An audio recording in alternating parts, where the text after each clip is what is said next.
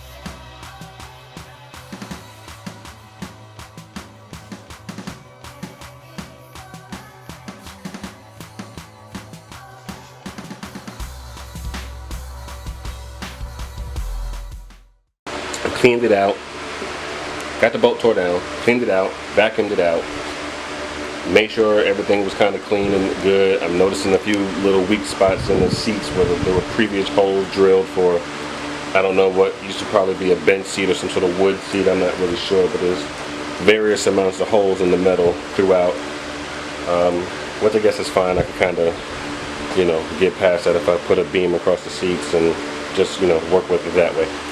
Nonetheless, now we're going to start dropping things in, seeing where I want things to go according to my diagram that I'm trying to draw out, and we'll see how it turns out. Stay tuned.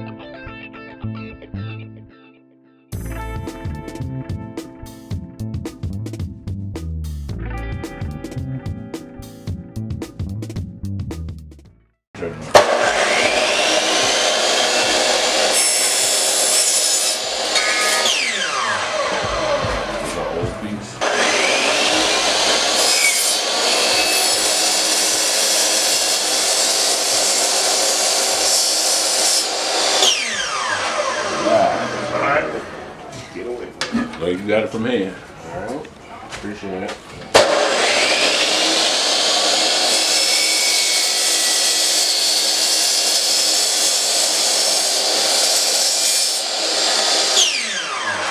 Alright, so on this, when you bend it like you just did this one, and you mark your 5 from that seat, you wanna rivet that side in first, and then move this side and get your 5 inch.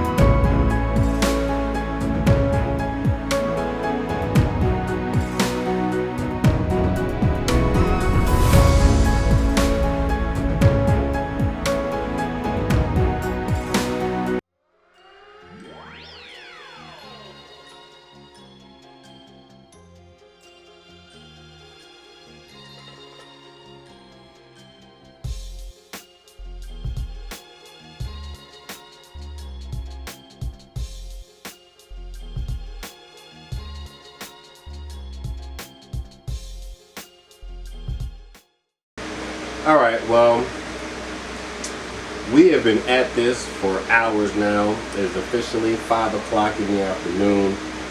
We started, I started gathering materials earlier in the day, but I didn't actually get started till sometime after 10 o'clock, which is really not that bad. You know, it's almost a full day's work, but it looks like I haven't really gotten that far. It's a lot of demolition, a lot of measuring, a lot of cutting, a lot of squaring up and getting it together.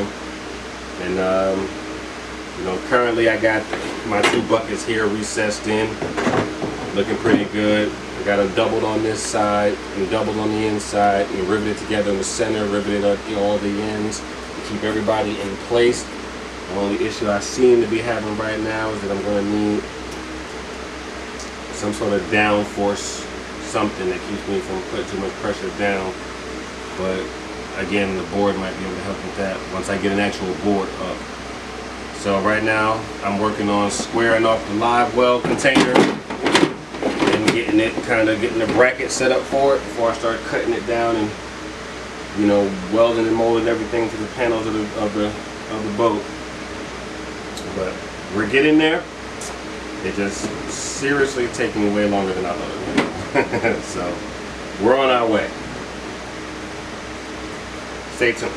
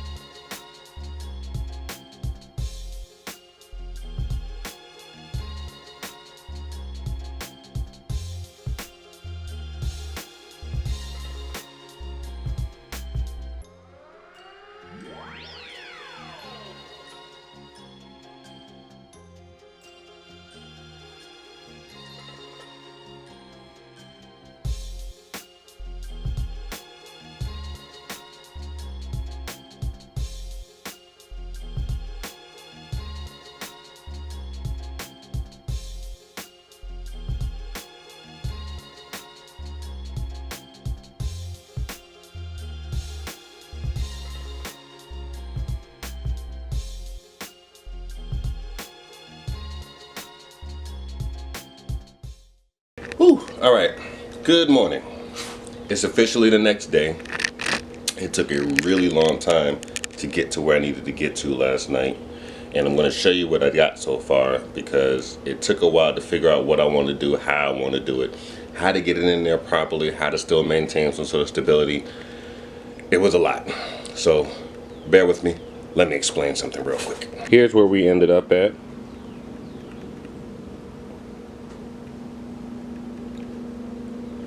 Each one of these metal frames has rivets in the side and in the metal there. What I did there was I cut the metal frame longer than the actual boat was on both sides. It was longer than it was on both sides. And then you split the elbow, you split the right down here, that 90-degree angle, you split it, and then you bend the legs out in opposite directions. I bent one down and one to the side, which will keep sturdiness on this side and pressure on that side.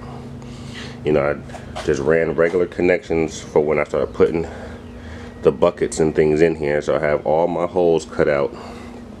But of all the material I bought, this is all the material I had to do this job. I had 4 sheets of 1 inch, 1/20 thick aluminum steel frame, and this is about as far as all that frame got me. I got a couple little pieces left here in this corner, little corner pieces. No more big pieces, that's it. So my other #1 thing to make sure I tell you guys is no matter how long you plan this project and how often you think about it and you think you got enough material, you probably don't have enough material. Okay, because this took more material than I ever thought it was going to take.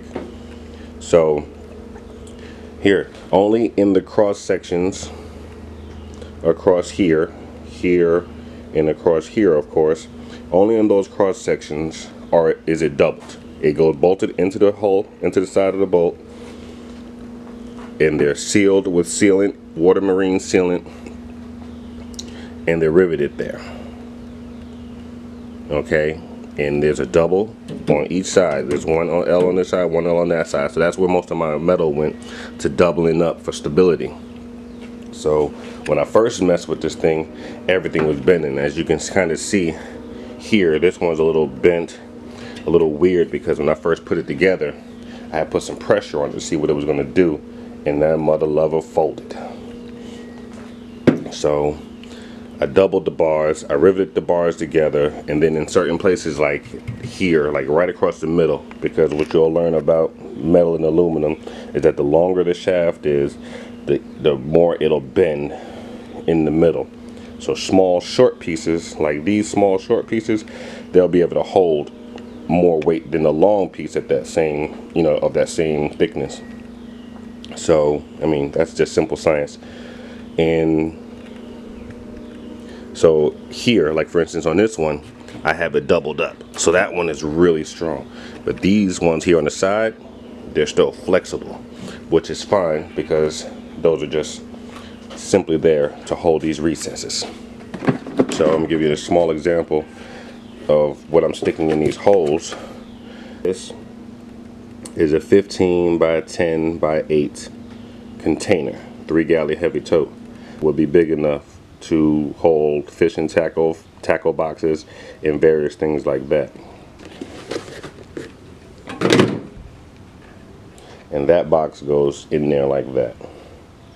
So I have 2 of them, and then this big one here. So right now, both of those fit in there properly. And the big tote is going to be where my live well goes. You know, like that. Of course, all the containers need to be shaved down. I have to cut all that framing off the top of these totes so they will sit flush when the wood goes on the top. And then I'll figure out how to bolt them and seal them and make sure that they don't go anywhere. Of course, it's going to take, you know, some sweet time. But right here is made by Loctite. PL Marine Fast Cure Adhesive Sealant. This is what I've been using to seal the side of the boat. A lot of people use another little marine sealer, another marine type glue, and you can't find it at Home Depot.